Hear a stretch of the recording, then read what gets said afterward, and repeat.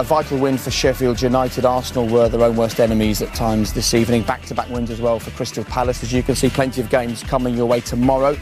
This is what it means for the Premier League table.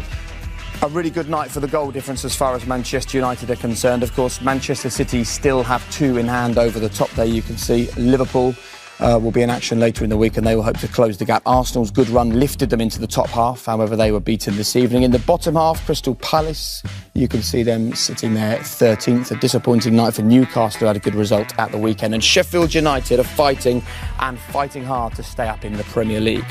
So that's what's happened this evening. This is what's still to come. Manchester City will look to respond tomorrow evening here on BT Sport from 5:30 after United to win tonight. And then we've got Fulham against Leicester. They had a bad weekend, didn't they, Leicester? They will look to react to that. Leeds against Everton looks like a great game, actually. Liverpool will look to close the gap at home to Brighton. And it's Aston Villa up against Champions League chasing West Ham United. When did we last say that? They're sitting 5th in the Premier League at the moment. Look, gents, what a funny old night. We've sat here and we've seen some genuine drama, some amazing moments, but the whole thing just feels flat and strange with these decisions being made the way they are now, Glenn. Yes, it is difficult, isn't it? And the time it takes. I think they need to take their time and have a look at it. I'm not too worried about that. But, yeah, it's confusing. It's confusing because sometimes, even when you watch it from slow motion, and VAR must have the same problem, they're taking so much, they're looking at fractions, and on certain occasions, there's only 2 people in the stadium that know whether there was contact or not. And that's the 2 players involved sometimes. So it's very, very difficult for them. I just think we've got to really rethink the VAR situation. If we're pontificating over fractions of offsides and things like that, we don't know when the ball's being played, when it's actually contact on the ball. If it's like, was he touched? Was he not touched? The one thing that's come out of this for me, Rio, we were speaking about, if you're a defender back in there watching now and you watch this again, you've got to try and make a tackle. You don't try and stay on your feet and let the fella go. You're talking about the penalties, yeah, both the David Luiz one and David Luiz, both of them. You have to make the tackle. That gets you a yellow card instead of a red. Yeah. There's got to be something wrong there. It's got to be something wrong. It's crazy. Yeah.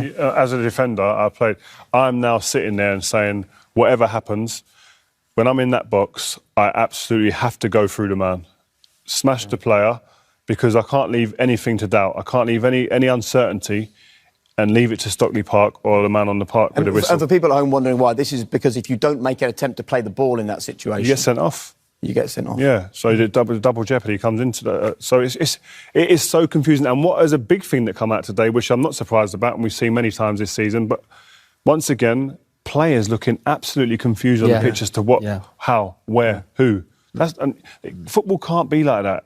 Football forever was black and white. We knew where we stood. Right now, there's so much confusion. We've just seen a record-equalling scoreline, 9-0 in the Premier League game, and we are sitting here talking about minute decisions made hundreds of miles away from the game of football. Is that the future? Yeah, because there's a new rule or a new understanding of a rule that comes out every single week now. So it kind of takes away from... We're sitting here a 9-0 game. It's an unbelievable game in that sense. It's the clear and obvious that we brought VAR in, and I was for VAR, but not for fractions and these decisions. On-field decisions, let them continue with the on-field. Let them go over to the screen and have a look, and let them make the decisions. But when it's clear and obvious that it's offside or not offside that is where we're getting ourselves in trouble. OK. Strange old night, wasn't it? However, Manchester United will be delighted. Let's get some reaction. Marcus Rashford is with Des. Marcus, that was clinical, it was unforgiving, it's a record win as well. It equals the 26-year record of 9-0 against Ipswich, so a fantastic night. Yeah, it's always good to score lots of goals. And yeah, we're just happy, it's 3 points that we've needed. We've dropped some points in the last few games. And we needed to get back to winning ways, so today was a brilliant opportunity to do that. It looked like the strikers were going to make a statement tonight. I mean, and it can be a puzzle when you come up against 10 and eventually 9 men, but the movement and everything you're doing was actually making it much simpler for yourselves tonight. Yeah, that's it. Just be as simple as possible, keep moving, and just be positive. It's easy to take your foot off the gas and just keep possession, but we wanted to go out in the second half and score more goals, and the lads did that in the second half. Yeah, you dismantled Southampton. Some sympathy for them from us, but no sympathy for the red card. That could have been very serious at the start of the game. Yeah, it's a challenge. I think he's quite unlucky. I don't think he's meant it in a nasty way. But But he's just a little bit late there, and Scotty's felt the consequences of that. But yeah, I think it was a red card, but unfortunate for the young player. The first half was merciless though, 4-0 at half-time. There were threats everywhere. Yeah, I think the first half really set the tone for us. From there, when we come in at half-time, it's just about keeping the right mentality and a positive attitude, really, and going to finish the game and score more goals.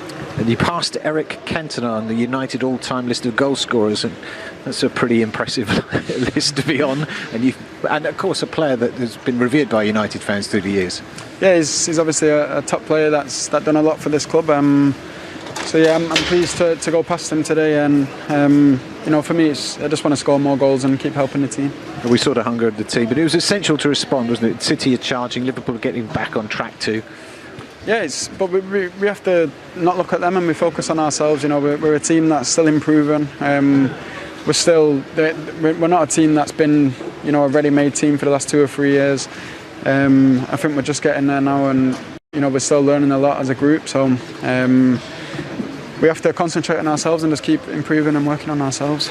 I want to change tack a little bit, because we saw the statement on the front of the programme tonight, the United team united against racism. It's important to speak out, because players are being targeted, and players are having to put up with some just unforgivable abuse.